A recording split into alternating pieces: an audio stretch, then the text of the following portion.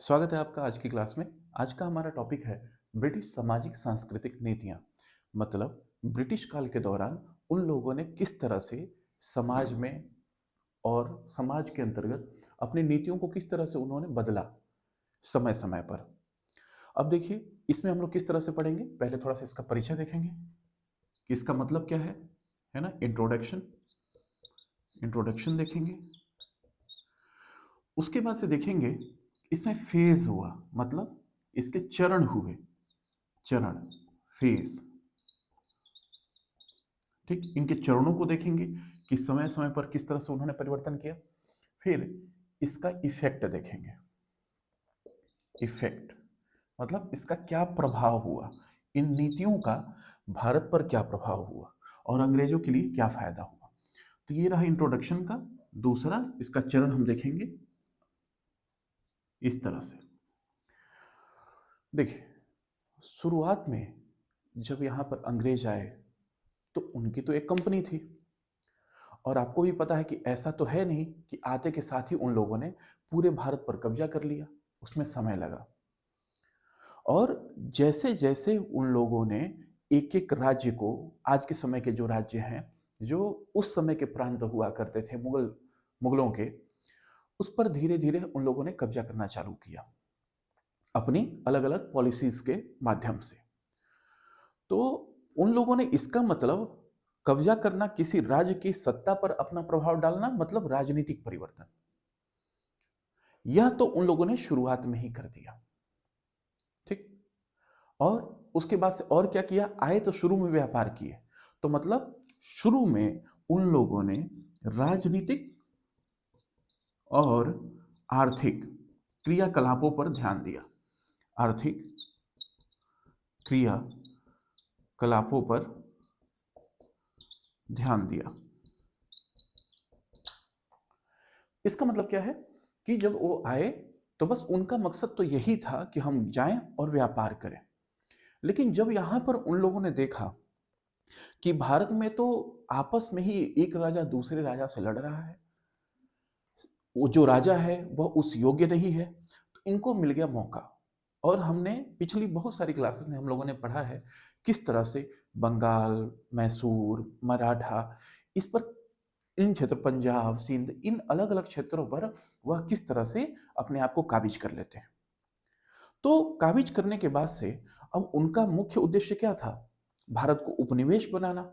और उपनिवेश की परिभाषा हमने पिछली क्लास में बताई थी। उसमें क्या बताया था, यदि कोई शक्तिशाली देश किसी कमजोर देश के राजनीतिक, आर्थिक और सांस्कृतिक पहलुओं पर अगर कंट्रोल करना चालू कर दे, तो मजबूत देश क्या कहलाएगा, क्या कहेगा कि ये कमजोर देश मेरा उपनिवेश है। यही होता था। तो उनका मुख्य उद्देश्य क्या था, जब इतनी सारी एरिया कवर हो गए, उनके कंट्रोल में आ गए, तो उनका मुख्य उद्देश्य उद्देश्य यह था कि सारी चीजें हमारे कंट्रोल में रहें, हम अपने आर्थिक लाभ को कितना ज्यादा से ज्यादा बढ़ा सकें।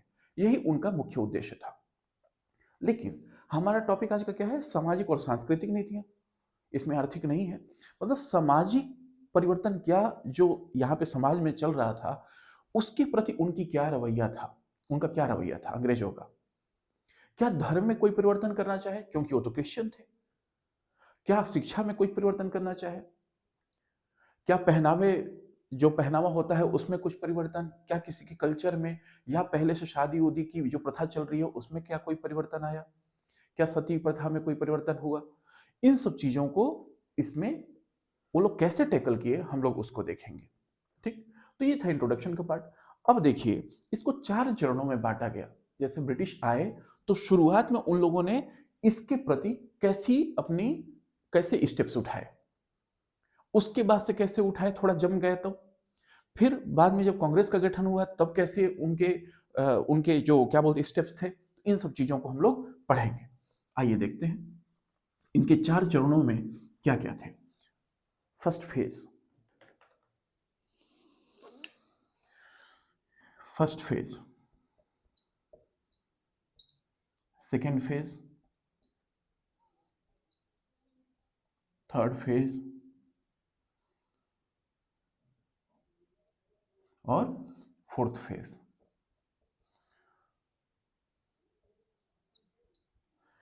क्या क्या था। तो कैसे कैसे हमने बोला कि ये सारे चरण हैं, तो पहले कौन आया, फिर बाद में, फिर ऐसे ऐसे बढ़ते गए। तो शुरुआत में उन लोगों ने कैसा रवैया अपनाया, कब से कब तक, 1772 से लेकर 1813 तक, ये था फर्स्ट फेज। इसके बाद से 1813 से 1857 तक था सेकेंड फेज। फिर 1857 से 1857 से 1900, हाँ 1947 तक ये था, है ना। 1857 से 1885, और फिर था 1885 टू 1900, ये थे, ये चार फेज थे।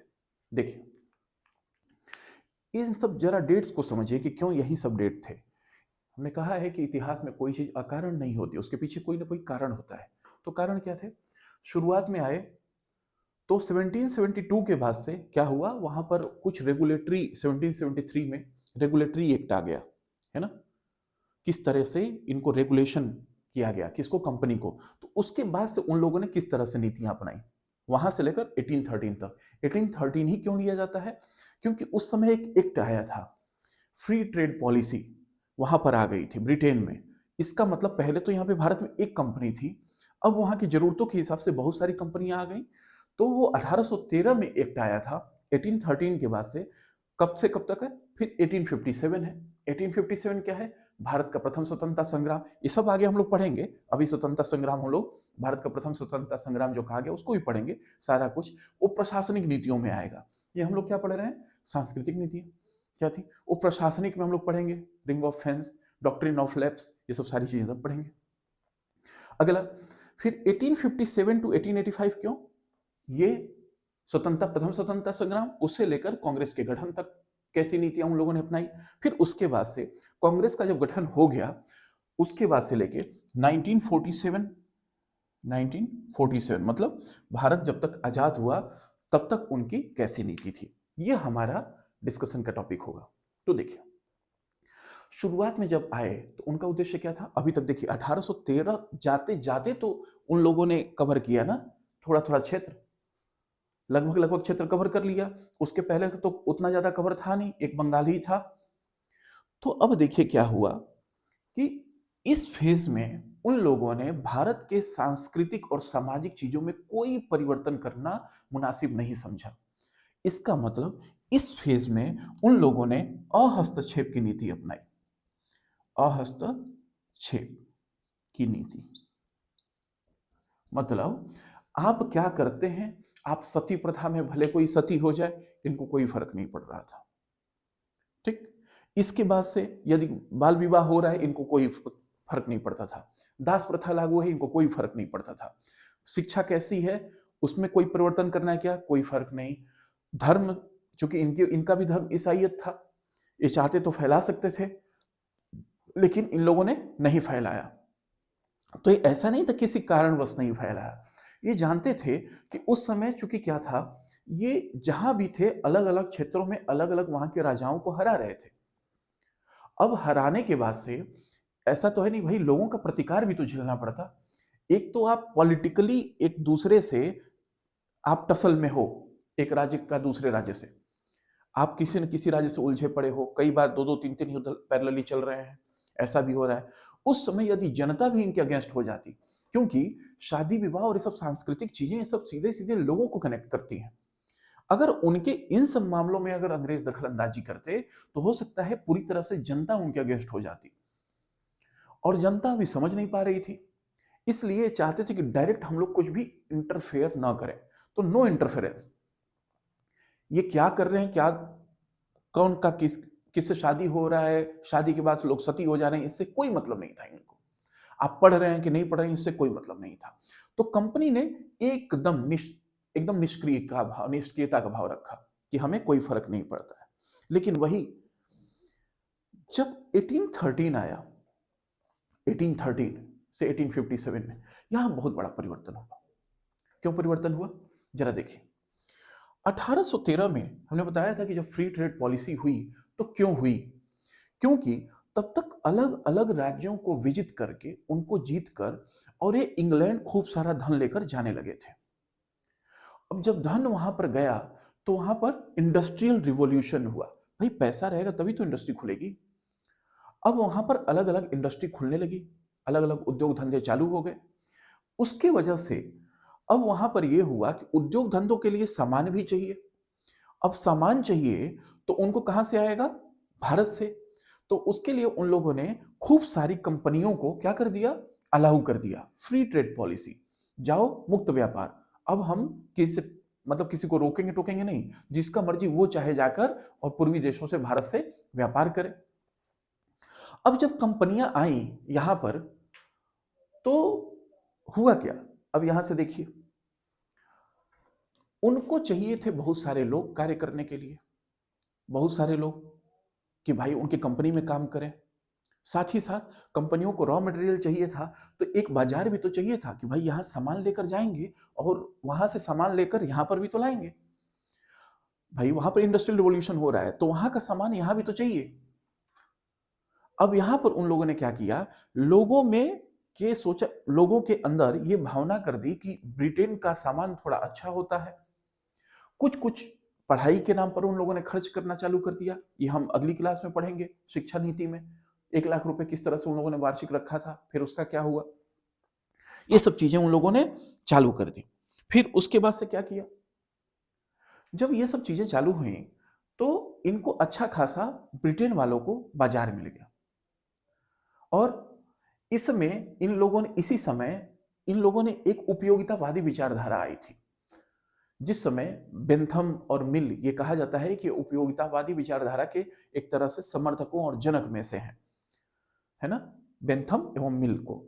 तो इन लोगों ने, चूंकि इंग्लैंड से पढ़कर आए थे, यहाँ के जो विलियम बेंटिक थे उसमें गवर्नर जनरल, तो उन्होंने क्या किया, वो उपयोगितावादी विचारधारा से बहुत ज्यादा प्रभावित थे, मतलब उसका सपोर्ट करते थे। और यह विचारधारा थी क्या, ये कहती थी कि किसी भी सरकार को लोगों के अधिकतम सुखों को ध्यान में रखते हुए अधिकतम कार्य करना चाहिए।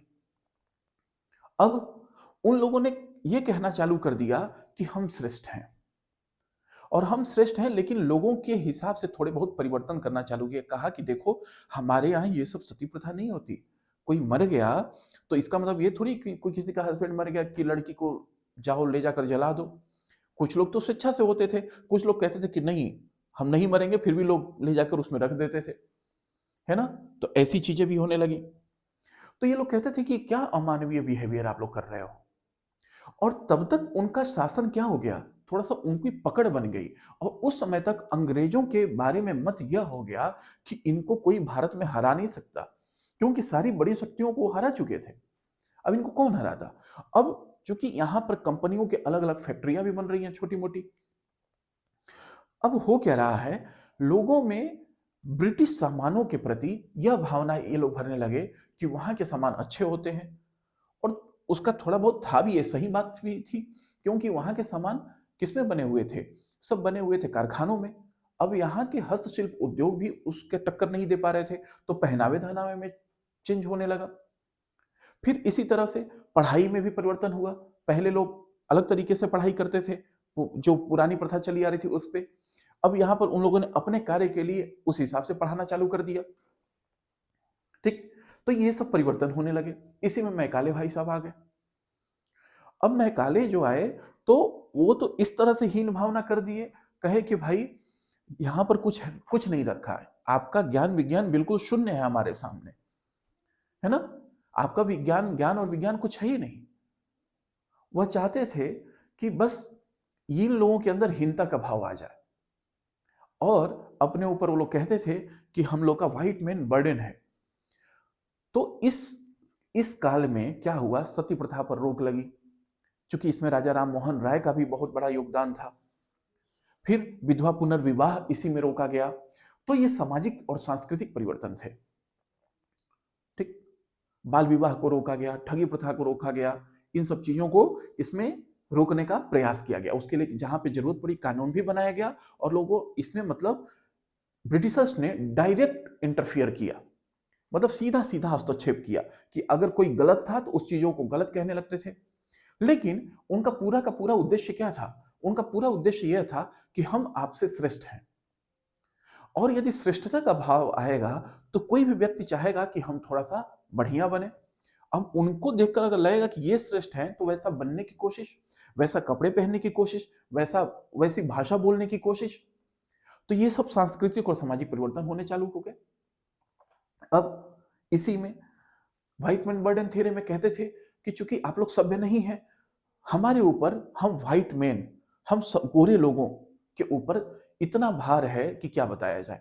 हम लोगों के ऊपर भार दिया गया है कि हम आपको सभ्य बनाएं, आप काले कलूठे लोगों को हम लोग क्या करें, सभ्य बनाएं। वो कहते थे कि हम गोरे लोग जहां पर भी कोई कार्य करते हैं, whether it is political, economical, कुछ भी, किसी भी एरिया में हम लोग कार्य करें, हमारा कार्य सर्वश्रेष्ठ होता है। और इसी तरह से उस समय इन लोगों ने क्या कर दिया, एकदम एक डिफरेंस पैदा कर दिया, अलग अलग समाज में अलग अलग डिफरेंस पैदा कर दिया कि अगर कोई ब्रिटिशर्स है तो उनको क्या कर दिया, कहीं अच्छे जगहों पे लगा दिया, वो कहीं रेस्टोरेंट में खाना खा रहे हैं तो उनकी जगह अलग है, कहीं यात्रा कर रहे हैं तो उनकी जगह अलग है। वहां पर नॉर्मल लोगों को अलाउ ही नहीं था। अब लोग सोचते थे हम उनके जैसे कैसे बने, उनके नजदीक कैसे जाएं। जैसे अभी भी आप देखते होंगे, कहीं आप टूरिस्ट प्लेस पे अगर ऐसे अगर जाएंगे तो देखेंगे एक भी ब्रिटिशर अगर आ गया तो लोग क्या करते हैं, तुरंत जाकर सेल्फी लेने लगते हैं। ये क्या करता है, वो भी जाकर हंसते हैं कि यार ये लोग कैसे हैं, मतलब सेल्फी, मतलब वाकई में कायदा तो ये होना चाहिए कि भाड़ में जाओ तुम लोग, है ना भाई, तुम्हारे साथ सेल्फी लेके हम करेंगे ही क्या, तुमने तो हमारे ऊपर इतना साल रूल किया, तुमने कोई बहुत अच्छा कार्य तो किया नहीं है, तुम संत प्रेमा जी तो हो नहीं, या और भी बड़े बड़े संत हैं कि हम उनके साथ लें कि भाई एक एक एक वो अद्भुत क्षण है कि हम वो कैद कर लें कि भाई ऐसे विरले पुरुष आते हैं, ऐसे तो हो नहीं, है ना। तो ये सब चीजें, लेकिन लोगों का क्या था, लोग वैसा ही बनना चाहते थे। ये सब चलता रहा 1857 तक। अब इसी में उन लोगों ने क्या किया, जो जनजाति थे, जनजाति जो अलग अलग रहते थे जंगलों में, उनके भी बहुत सारे प्रथाओं पर रोक लगाई, नरबलि प्रथा पर भी रोक लगाई। जैसे गोंड समाज में एक नरबलि प्रथा हुआ करती थी, उस पर भी उन लोगों ने रोक लगाई। तो रोक लगाना एक तरह से तो ठीक ही था, लेकिन अब क्या हुआ, वो लोग उखड़ गए। तो इसी समय में हम लोग बाद में फिर देखेंगे जनजाति विद्रोह, इन्हीं के नियम नीतियों की वजह से जनजाति विद्रोह हुए। उनके जो क्रियाकलाप थे, उनके पहनावे ढोनावे थे, जो भी ये सब कार्य करते थे, इस पर वो लोग रोक टोक लगाते थे। उनको बुरा लगा, बाद में ऐसे ही उसका प्रतिकार हुआ तो बाद में फिर क्या हुआ, 1857 की क्रांति। क्योंकि उसमें गोरे और यहाँ के लोगों के बीच में तो बहुत ज्यादा डिफरेंस हो गया, ये भी तो एक कारण था 1857 की क्रांति का। तो आगे हम लोग फिर देखेंगे उसको। तो ये सब चीजें, मतलब इसमें सीधे सीधे उन लोगों ने भारत के सांस्कृतिक और सामाजिक चीजों में हस्तक्षेप किया, नीतियों में। यहाँ पे जो भी चीजें चल रही थी उसमें सीधा सीधा हस्तक्षेप किया। यहाँ पर मिशनरीज को चालू कर दिया कि जाओ तुम धर्म का प्रसार करो। इसके पहले तक नहीं था। अब वो मिशनरीज 1813 के बाद धड़ल्ले से खूब चलना चालू हो गई कि भाई क्रिश्चियनिटी को अपनाओ। क्योंकि वो सुदूरवर्ती क्षेत्रों से आते थे, समुद्र को पार करके आते थे, और उनके पास जो समुद्र को पार करके आएगा उस पास हिम्मत तो हो जाएगी, इतनी लहरों को क्रॉस करते हुए आएगा तो उसका कॉन्फिडेंस अपने आप ही बहुत ज्यादा होगा। तो वो मानते थे कि हम श्रेष्ठ हैं। अब यहाँ के बारे में वो बुराइयां भी करने लगते थे कि तुम्हारे धर्म में तो ये बुराई है, ये बुराई है। अब लोगों को लगता था कि भाई गोरा है, इंग्लिश बोल रहा है, बड़ी चीज है, अच्छा ही होगा। बहुत सारे लोगों ने अपना धर्म भी परिवर्तन किया। तो ये था सेकेंड फेज। थर्ड फेज में इन लोगों ने क्या किया, 1857 की जब क्रांति हो गई, इसके बाद से इन लोगों ने कहा छोड़ो हटाओ, मूड खराब हो गया, आप कोई परिवर्तन नहीं करेंगे, है ना। तो एक तरह से वो तटस्थ हो गए, निष्क्रिय हो गए, कहे कि तुम लोग को मरना है मरो, है ना, शादी करनी है शादी करो, बच्चे की शादी करनी है बच्चे की शादी करो, जो करना है करो, हम कुछ नहीं बोलेंगे भाई, हम कुछ नहीं बोलेंगे। एक चीज और भी हो गया, यहां तक तो कंपनी थी 1857 तक।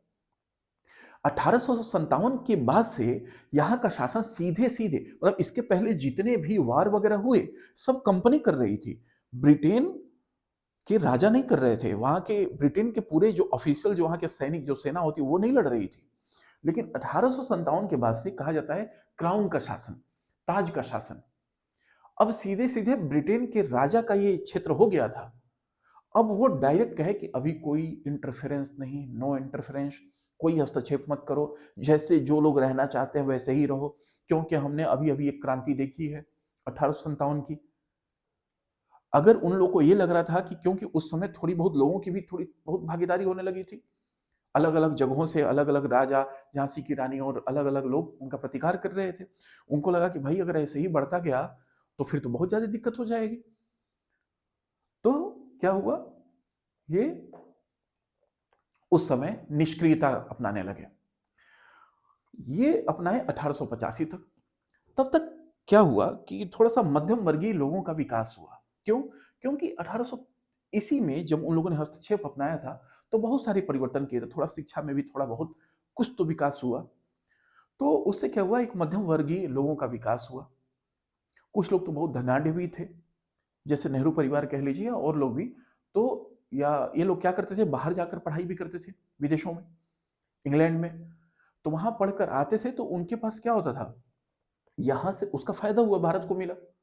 जब जब तक 1857 से लेकर और 1885 तक थे, तो इन लोगों ने निष्क्रियता का भाव अपनाया। अब 1885 से 1947 तक का देखिए, इसमें क्या हुआ कि आगे चलकर 1800 जब कांग्रेस का गठन हो गया, उसके बाद से कुछ राष्ट्रवादी दल भी आ गए जो राष्ट्र को सर्वोपरि मानते थे कि हम आपके अंडर में नहीं रहेंगे।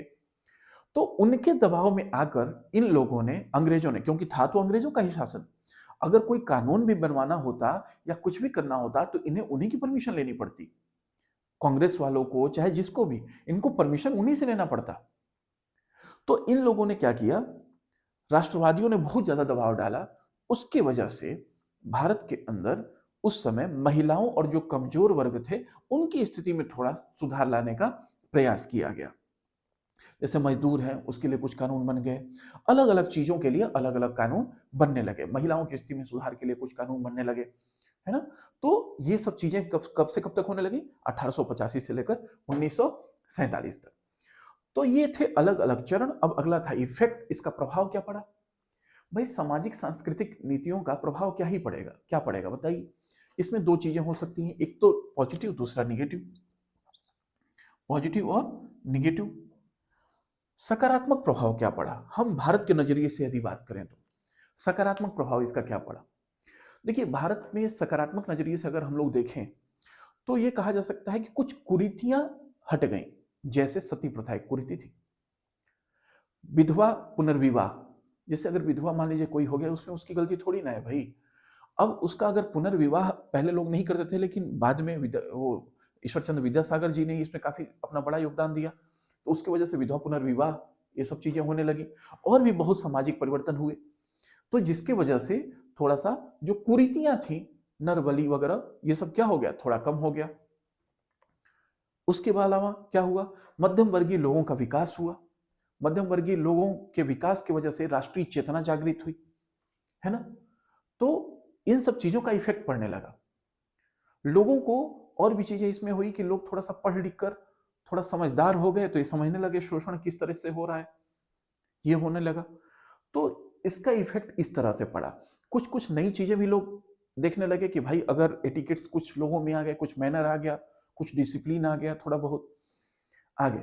निगेटिव प्रभाव क्या पड़ा, देखिए इनडायरेक्टली क्या हुआ, मतलब डायरेक्टली या इनडायरेक्टली ये कह लीजिए, ये लोग जो भी नीतियां ला रहे थे उसका बस एक ही उद्देश्य था, अपने औपनिवेशिक हितों की प्राप्ति करना, उसको ठीक रखना। इसका मतलब यहां से ज्यादा हो सके धन की लुटाई करना। तो इन सब परिवर्तन तो कर रहे थे, तो उसको एक तरह से जस्टिफाई कर रहे थे कि जो भी सोशल रिफॉर्म ये कर रहे थे, वो एक तरह से जस्टिफाई कर रहे थे कि हम व्हाइट मैन बर्डन थियरी को प्रूव कर रहे हैं, कि हमारे ऊपर जो भार है उसको हम प्रूफ कर रहे हैं कि देखो तुम ये काम ठीक नहीं कर रहे हो, इसको ठीक करो। हम लोगों को जानवर से इंसान बना रहे हैं, है ना। तो ये सब चीजें निगेटिव में यही रहा कि हम लोग यही बात कर रहे हैं कि निगेटिव में उन लोगों ने और क्या किया, ये सब करते थे, लेकिन उसका उद्देश्य पूरा यही होता था कि कोई हमें बुरा ना कहे, हम इनका शोषण तो करें लेकिन हमको कोई बुरा ना समझे, ठीक। तो ये सब चीजें होने लगी। अब इन सब के अलावा और भी चीजें हुई कि यहाँ पे सामान जो है, लोगों में विदेशी सामानों के प्रति थोड़ा सा ऐसा भाव आ गया कि भाई यहाँ के सामान अच्छे होते हैं, यहाँ का मतलब ब्रिटेन के सामान अच्छे होते हैं, भारत का सामान उतना अच्छा नहीं था, तो इससे हस्तशिल्प उद्योगों का पतन होने लगा। ठीक है? ऐसी बहुत सारी चीजें नेगेटिव अगर देखा जाए तो इसमें बहुत सारे नेगेटिव थे, है ना? क्योंकि केवल उन लोग अपने हितों को साधने के लिए ये सब सारे कार्य कर रहे थे। ठीक? तो अब आगे की क्लास में फिर हम लोग देखेंगे कि शिक्षा नीति किस तरह से उन लोगों ने शिक्षा नीति पर कार्य किया। ठीक? तो ये था पहला इंट्रोडक्शन। दूसरा इनका फेज था, अलग अलग फेज, 4 फेज थे 1772 से 1813, जिसमें हस्तक्षेप की नीति अपनाई, कोई परिवर्तन नहीं किया, सामाजिक और सांस्कृतिक। सेकेंड फेज में बहुत ज्यादा इंटरफेयर किया, बहुत ज्यादा परिवर्तन किया। कारण यही था कि उस समय डिमांड थी, उस समय डिमांड थी, इसलिए उन लोगों ने यहाँ के लोगों का पूरा सोच बदलने पे कार्य किया, यह बदलने पे कार्य किया कि हम अच्छे हैं, आप उतने अच्छे नहीं। थर्ड फेज में जब क्रांति हो गई 1857 की क्रांति, इसके बाद से उन्होंने निष्क्रिय एक तरह से स्टेप उठाया कि हम आप लोग को जो करना है करिए, हम कोई आपके सामाजिक और सांस्कृतिक परिवर्तन में छेड़छाड़ नहीं करेंगे।